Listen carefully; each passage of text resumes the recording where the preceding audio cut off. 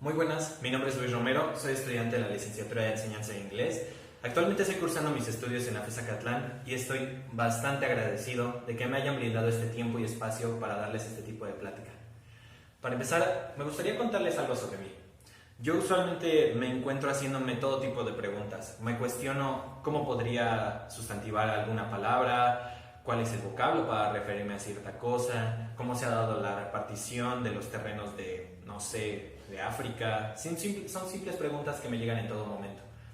Pero bueno, hace pocos días me pregunté, ¿existirá algún producto o una cosa que sea del conocimiento de todos? Que cualquier persona cuente siquiera con una vaga idea de lo que es. Y me gustaría hacerles esta pregunta.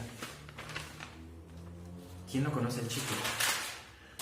Bueno, para empezar, creo que todos tenemos una idea de lo que es. Es este dulce que pues mascas, que viene en diferentes sabores, ya sea que te guste, ya sea que lo odies o te sea indiferente, tienes siquiera alguna pequeña percepción de lo que esto es. Esto me llevó a pensar después en qué otras cosas podrán ser del conocimiento de todos. Y llegué a la idea de el inglés. Creo que todos conocemos lo que es el inglés. Sería de hecho para nosotros una tarea casi extenuante encontrar una persona que no conozca siquiera una sola palabra en este idioma. Ya sea para saludar, para decir gracias, para decir que algo te gusta o lo amas, ya sea como hello, thank you, etc. Y bueno, me puse a pensar que es curioso cómo se ha dado la dispersión de todo este lenguaje, siendo que la cuna que vio nacer este idioma fue Gran Bretaña, la cual es una isla.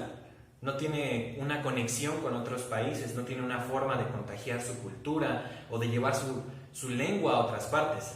Pero bueno, analizaremos eso más adelante. Me di cuenta también de que la influencia del inglés es tan grande que los anglicismos son el tipo de extranjerismo más común en todas las lenguas. Y esto debido a que, de hecho, podemos notar en nuestra propia lengua que tomamos algunas de las palabras para tal vez sofisticar la forma en la que nos referimos o que nos expresamos, pero también hay otro tipo de gamas de toma de extranjerismos, de estos préstamos lingüísticos. Hay otras lenguas que incluso, al no contar con las palabras, las toman y las hacen suyas, ya que las adaptan a su propia lengua. Y después están todavía más adelante otras lenguas que no solamente toman las palabras, sino que para adaptarse a ellas, debido a las limitaciones de sus lenguas, tienen que crear otro tipo de escritura solamente para referirse a los extranjerismos. El primero de los ejemplos que encontré es nuestro propio país, México. En México contamos con una extensa gama de extranjerismos, en especial, obviamente, del inglés, esto por nuestro vecino.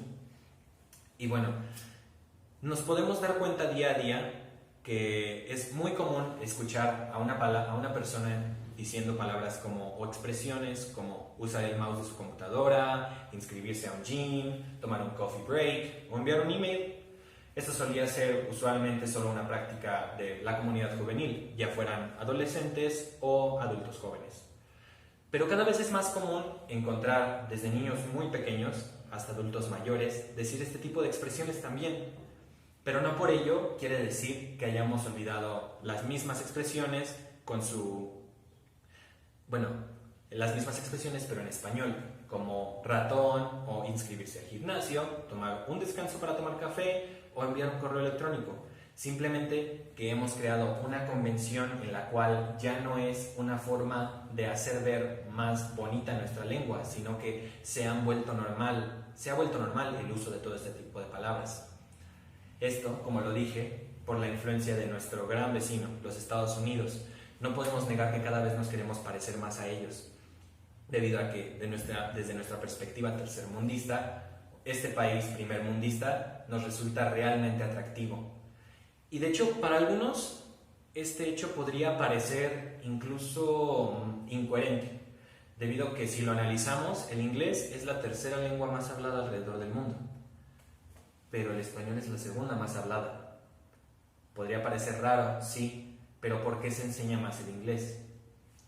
Debido a que, pues, para los angloparlantes hay menos razones para emigrar a un país latino de la que nosotros latinos tenemos para emigrar a un país angloparlante. Si lo analizamos desde el punto sociocultural, o tal vez no sociocultural, sino más allá, tal vez político, nos daremos cuenta que en cuanto a salarios, en cuanto a gobierno, en cuanto a reformas, etcétera, y leyes, tienen más la de ganar ellos que nosotros. Y razones mayores tenemos nosotros para viajar a un país que ofrezca este tipo de grandes avances tecnológicos y mercadotécnicos. Y de hecho, por estas mismas razones, es muy común encontrar a un mexicano aprendiendo la lengua inglesa por un único fin. Y eso es el de emigrar para residir o laborar en los Estados Unidos o cualquier otro tipo de país angloparlante. Pero bueno, dejemos América de un lado y viajemos hasta el otro lado del mundo. Asia. El primero de los ejemplos que me gustaría darles son las Filipinas.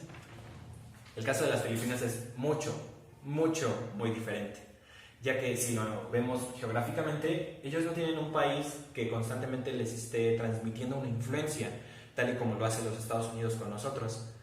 De hecho, esa influencia más actualmente se podría decir que se mantiene vigente gracias al Internet. Pero la forma en la que ellos se expresan remonta a muchos siglos atrás. Podríamos decir que desde el 15 hasta el 17, o un poco más adelante todavía incluso. Debido a que las Filipinas fue una colonia de dos imperios muy grandes, el inglés y el español. ¿Recuerdan el ejemplo? Bueno, esto recuerda a la carrera expansionista en la cual estos tres imperios se encontraban, el francés, el español y el inglés, donde aquel que tuviera pues, la más grande extensión de tierra alrededor de todo el mundo sería conocido como el Magno Imperio Real. Las Filipinas, como ya lo mencioné, ha estado bajo el poder de los ingleses y los españoles más recientemente. Esto hace que las Filipinas sean un caso tan peculiar, convirtiéndolas en el único país latino, asiático y hasta hace poco también angloparlante, desde hace poco también. Debido a que con la renovación de la Constitución de 1954, el inglés fue nombrado como la tercera lengua oficial de las Filipinas. Y bueno, para casos peculiares, circunstancias peculiares. Encontrar a un filipino en la calle y preguntarle por el vocablo de una palabra para referirse a cierta cosa podría crear cierta confusión, tal vez. Esto se debe a que si tú le preguntas, no sé, la palabra para cocina, tal vez te la diga pues naturalmente, y de hecho creerá que la palabra está correcta y que está dada, que tiene un origen en el tagalo, la cual es su primera lengua natal. Pero podría estarse confundiendo también, debido a que los filipinos están tan mezclados con el español y con el inglés, que tal vez a veces no logran ni siquiera diferenciar si la palabra está en su primera, segunda o tercera lengua. Es mucho más común encontrarlo en el español, debido a que tiene más vigencia, ya que es el último imperio que estuvo gobernándolos, o que los colonizó. Pero esto no quita el hecho de que el inglés sigue muy presente también en el tagalo y el filipino. El segundo ejemplo asiático que encontré es Japón. Desde una perspectiva americana o mexicana, podríamos pensar que los japoneses son estas personas conservadoras y que no cambian ninguna de sus cosas debido a que son bastante nacionalistas, pero en cuanto a lengua, es totalmente lo contrario, ya que si analizamos su idioma, aproximadamente el 30% de sus palabras, un porcentaje bastante alto, son extranjerismos. Y de este 30%, el 80% son anglicismos. De estos anglicismos, pues, podemos notar que han sido tomados para representar a los vocablos con los que no se contaban. Y no se contaban con ellos no porque no existieran las palabras, sino porque no se conocían las cosas en las que se estaban refiriendo. Primero que nada, pues, me gustaría plantearles que los japoneses, debido a estas circunstancias, actualmente cuentan con 3 tipos de escritura. La primera es el kanji, que es la escritura que han tomado del chino. Son estos símbolos bastante complicados que la mayoría de las personas no logra entender completamente y por lo tanto se crea el hiragana para simplificar esos kanjis, ya que los kanjis, si los contamos, tal vez nunca terminaríamos. Es como contar el número de palabras en el español o contar el número de palabras en el inglés. Sería un número bastante grande y que combinados aún crean diferentes significados. Para esto, como les digo, nace el hiragana, para simplificarlo, ya que el hiragana solo cuenta con un alrededor de entre 40 y 50 símbolos, los cuales son silábicos, pero esto crea también por decirlo así, una barrera, ya que al ser tan limitado, al ser silábico y tener tan pocos símbolos, hay ciertas palabras que terminan pronunciándose de la misma manera, y por lo tanto los anglicismos y todo tipo de extranjerismos no pueden ser escritos de la misma manera en la que otras palabras ya se escribían. Para eso nace el tercer tipo de escritura, el katakana, el cual es este, con el cual se representan todas las palabras de un origen extranjero. En este ejemplo tenemos primero este símbolo que es A, después este que es I, esto es S, esto es K, esto es RI, esto es un alargador de la última vocal y esto es M. En total diría ice cream, lo cual quiere decir ice cream, helado. Y sí, notamos que algunas de las letras, como la U de su y la U de mu, sobran para que suene bastante fiel al sonido real, al origen, a la palabra original. Sin embargo, los japoneses ya anticipaban esto y por lo tanto crearon reglas con las cuales pudieran aludir todo este tipo de sonidos que sobraban y así mantenerse fieles a la fonética inglesa y no distorsionar tanto las palabras, mantener las palabras con su esencia inglesa. Y de estas palabras existen un montón. El caso más común es la comida, como ya lo vimos, ice cream, que es helado, biru, que es cerveza, usualmente es pronunciado bir, spaghetti, que es espagueti, potato, que son potatoes, papas, y así muchas más. También es común escuchar este tipo de anglicismos en cuanto a animales, pero eso es otro caso. Por último, en suma, me parece bastante importante recalcar toda esta importancia con la que cuenta el inglés, que a principios parecía, por su disposición geográfica, que no se dispararía al punto que lo hizo. Para nosotros es bastante reconfortante escuchar esto. Son buenas noticias, ya que esto nos dice que al menos por unos bastantes años más, como profesores de lengua, tenemos trabajo asegurado.